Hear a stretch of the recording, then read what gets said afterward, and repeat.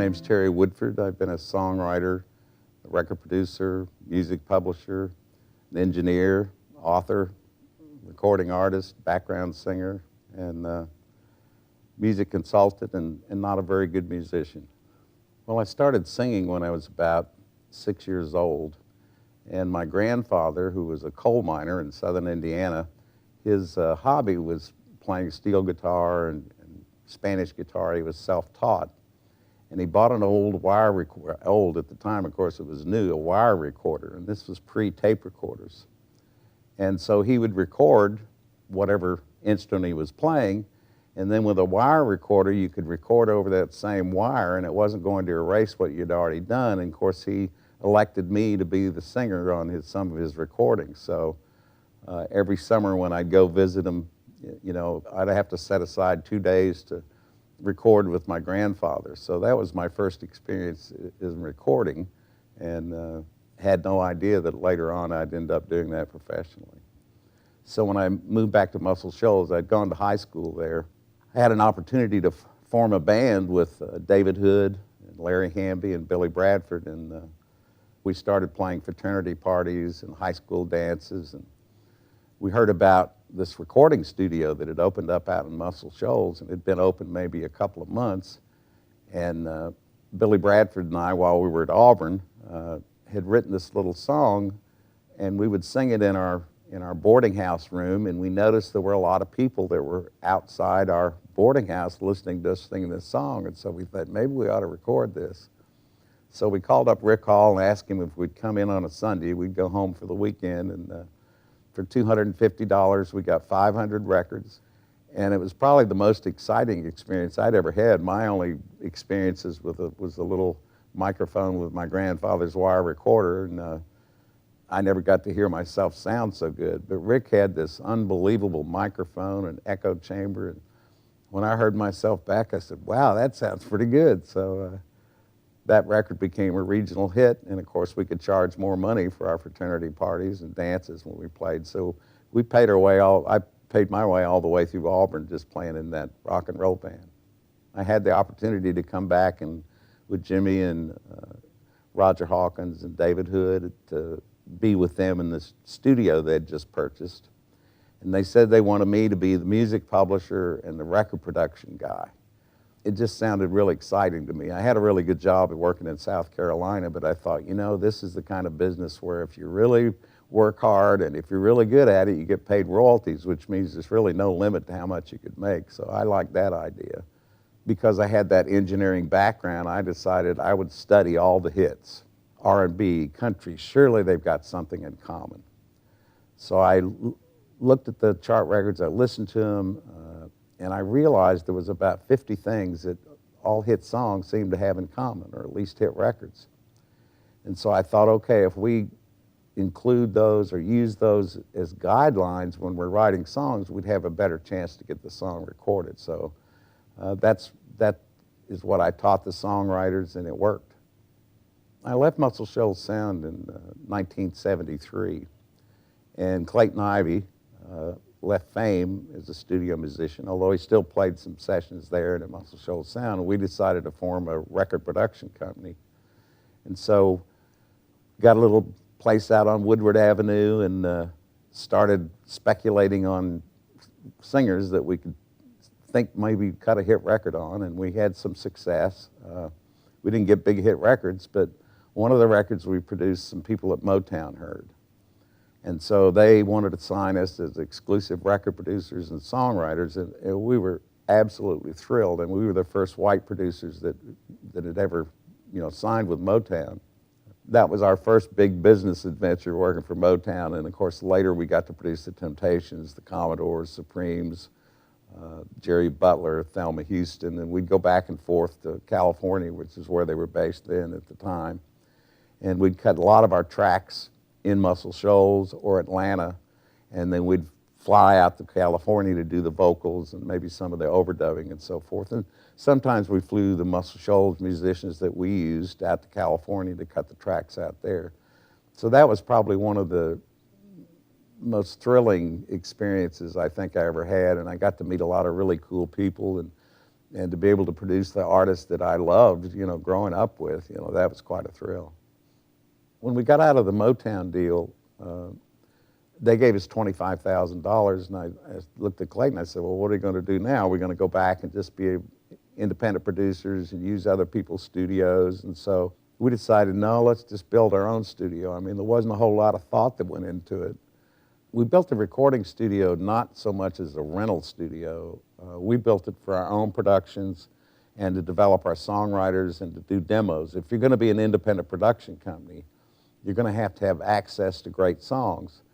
And if you're relatively new producers or you don't have a tremendous track record, big publishers are not going to bring you the great songs.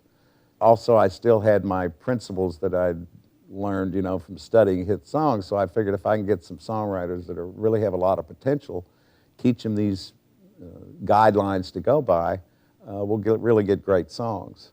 So unlike Muscle Shoals Sound, which had the big artists coming in, we used it to speculate on artists. And we'd use our money and we'd find a singer, and we speculated on 23 artists and we got record deals for 19 of them. And a lot of the reason for that was because we had great songs and we had great musicians, of course, playing on the records. And Clayton was just the most unbelievable musician I think I've ever seen. Of course, he's in the Musicians Hall of Fame now, so I was right about that. Well, Angel in Your Arms was our first big hit in the studio. Held the record for 13 years from being in the Billboard charts longer than any other single. And it became a million performance song, because it was cut again by Barbara Mandrell Country 10 years later. And a million performance song is if you played that record back to back for 7.5 years, that's a million performances. So yeah, it really changed. Then we had a lot of people that wanted us to produce records for them, and we got to produce Roy Orbison and just a lot of great talent. And so that was a big turning point, I think, for us. I was asked to be a judge at an arts festival in Huntsville that they used to have every year. And the person who was assigned to show me around Huntsville, like I needed to be shown around Huntsville, she was a recreational therapist for daycares, and she said, the music we have for kids is just so condescending. If you could just record some music for them. And I thought, I didn't want to say this, but I said, I'm thinking to myself, are you kidding me? I'm a big-time record producer. I'm not going to make music for kids. You don't get that played on the radio, But I started thinking about it, and I thought, well, it was in October, and don't have much recording going on during that time period, so we decided first we'd record a Christmas recording, and we'd have everybody wants to get a hit, Christmas hit. And so we recorded 5 or 6 songs, Jingle Bells, those kind of things. And then on the other side of the cassette, we were going to have just the tracks with no singers. And that hadn't been done at that particular time, where you'd put out product that had just the tracks. So did that. We sent it to 150 daycares and got back 150 responses. Sometimes it'd be a little 2-inch high lettering from kids saying, "Thank you, Mr. Woodford, we want more music." That made me feel pretty good. So I started thinking, well, what else could we do, And I thought, well, I guess they'd use music at nap time.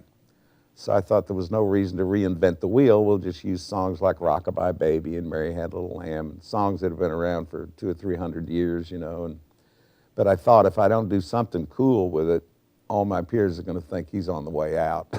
He's producing lullabies, So I thought, well, when you hold a baby, you hold them right next to your chest. And I thought, well, they're bound to feel and hear that human heartbeat. So I decided I'd record a human heartbeat and use it as the rhythm of the drums of these traditional lullabies. Had it tested at Helen Keller Hospital here locally in the newborn nursery, and they said that 94% of crying babies would stop crying in less than 2 minutes when you played it. And I thought, well, that's an A. And I decided to get out of the music industry and pursue this. And of course, it ended up being in over 8,000 hospitals and special care centers, and it calms infants and children. And then recently there was a research project done at the University of Alabama in Huntsville, and they played it for people with Alzheimer's, same heartbeat lullabies, 30 minutes twice a week for 6 weeks, and it dramatically reduced their dementia and increased their cognitive abilities. So it's been my life now, I guess, for the last 32 years, is spreading the uses of that. A lot of people say there's this Muscle Shoals sound. If you could really say that Muscle Shoals had an identifiable sound, it would probably be in the early years when Rick Hall was producing a record, because nobody was producing records like he did.